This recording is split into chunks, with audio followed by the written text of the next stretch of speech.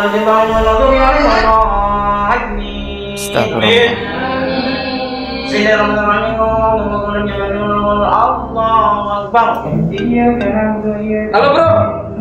Oh iya, tenang, besok ya.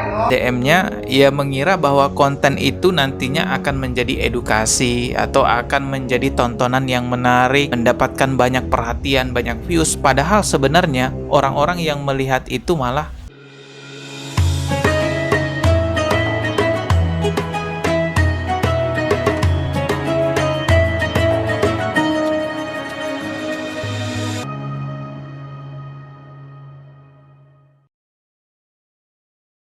yang jelas ini katanya adik dari Atta Halilintar yang bernama Mumtaz Halilintar mempermainkan gerakan sholat di tempat nge-gym. Coba kita lihat nih videonya.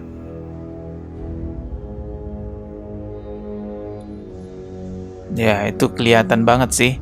Yang dipermainkan atau yang diperagakan ini adalah gerakan sholat ya. Terlihat seperti gerakan sholat. Nah, ini juga kelihatan sekali ini adalah duduk tahiyat gitu ya. Digoyang-goyangin gitu telunjuknya. Tuh.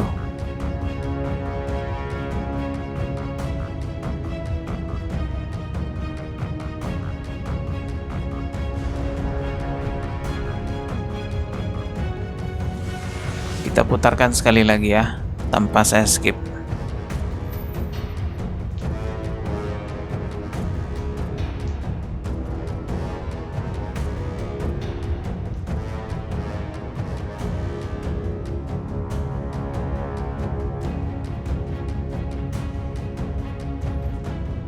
Influencer itu butuh SDM yang tinggi. Nah, sebesar apapun, sebanyak apapun followersnya, kalau influencer itu SDM rendah malah akan jadi musibah.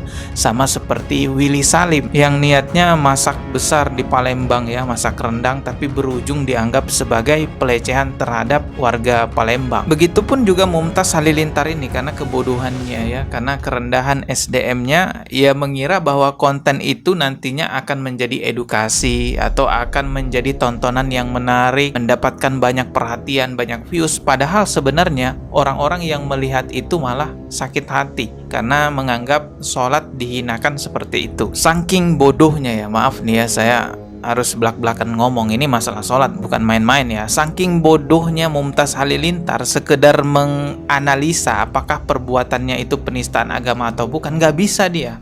Saking rendahnya SDM-nya. Jadi otaknya tuh nggak nyampe ke situ. Yang dia pikirkan ini lucu, ini akan menghibur. Padahal justru malah menjadi kontroversi, dianggap sebagai penistaan agama karena mempermainkan gerakan sholat. Dan Gen Halilintar ini bukan satu kali membuat kontroversi tentang gerakan sholat, tentang mempermain-mainkan sholat. Atta Halilintar itu dulu tahun 2019 ya kalau nggak salah, itu pernah dilaporkan karena diduga menistakan agama Islam akibat dari kontennya yang dianggap mempermain-mainkan sholat. Ini videonya, coba kita lihat ya, ini video lama. Rapatkan safnya ya. Rapatkan safnya katanya. Nah, terus diinjek kakinya. Ini apa maksudnya? Diinjek kakinya seperti ini. Tuh.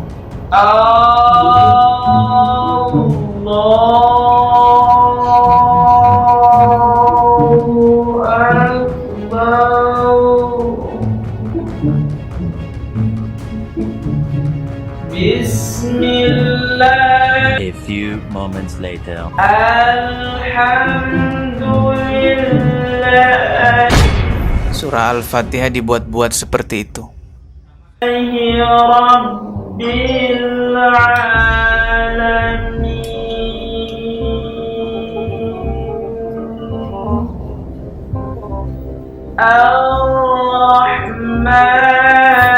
Jadi dibuat mainan ya, sholat ini dibuat konten gitu.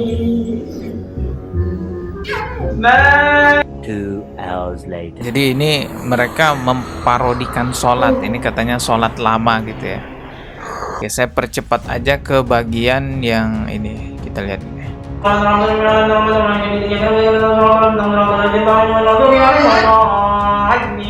Astagfirullah.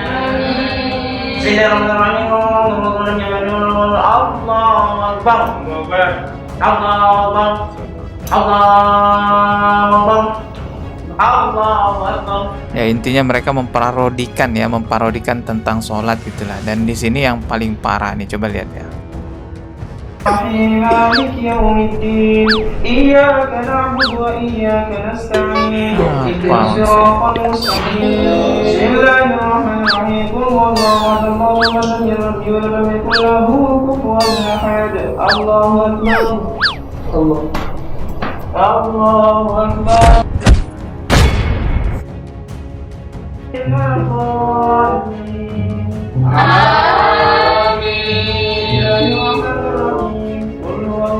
Dia di rumah dah. Dia biarin mama sendiri nakal. Mama dia ngomong.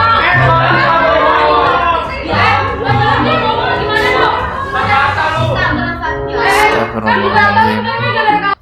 Cepat aja ya. Halo bro. Oh iya tenang, besok ya. Gua ikut besok. Oh iya, bro, ini besok. Jam 6 ya bro, besok. Oke, saya lagi sholat tarawih. Oh iya.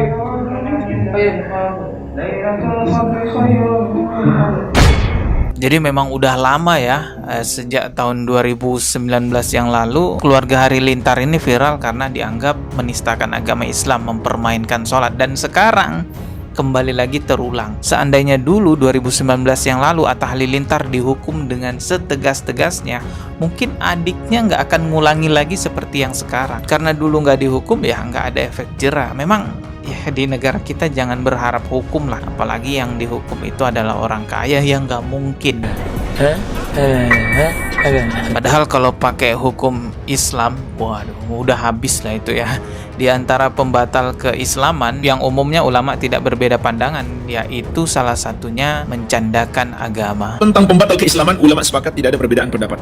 Di antaranya yang kita bahas hari ini, orang yang mengolok-olok, yang menjadikan Al-Quran atau nama Allah atau hadis Nabi SAW sebagai bahan candaan, bahan tertawaan, walaupun dia hanya bergurau, tidak serius. Kalau dia serius tentu lebih parah, dan dalam bentuk apapun. Jadi jelas ya, dosa mencandakan bagian dari agama Islam, baik itu hadis, Al-Quran, Rasulullah, Allah Subhanahu wa Ta'ala, apapun itu bagian-bagian sakral dari agama Islam, jika dicandakan, diolok-olok dalam bentuk apapun, maka masuk dalam dosa pembatal keislaman. Kalau pelakunya muslim, maka Islamnya batal, dan wajib bagi pemerintah memberi hukuman mati kepadanya.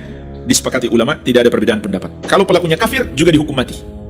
Kalau pelakunya di negeri lain, kaum muslimin harus memerangi orang itu. Kalau negaranya membela, kaum muslimin memerangi negaranya. Ini ketentuan dalam Islam. Dan inilah diantara kemuliaan umat Islam. Namun sekali lagi, melakukan tindakan-tindakan fisik itu adalah hak pemerintah. Kalau pemerintah mengeluarkan keputusan, kita disuruh berjihad, barulah kita berjihad. Tugas kita adalah menyampaikan, membantah, mengingatkan, dan menasihati kaum muslimin agar tidak terjerumus dalam dosa tersebut.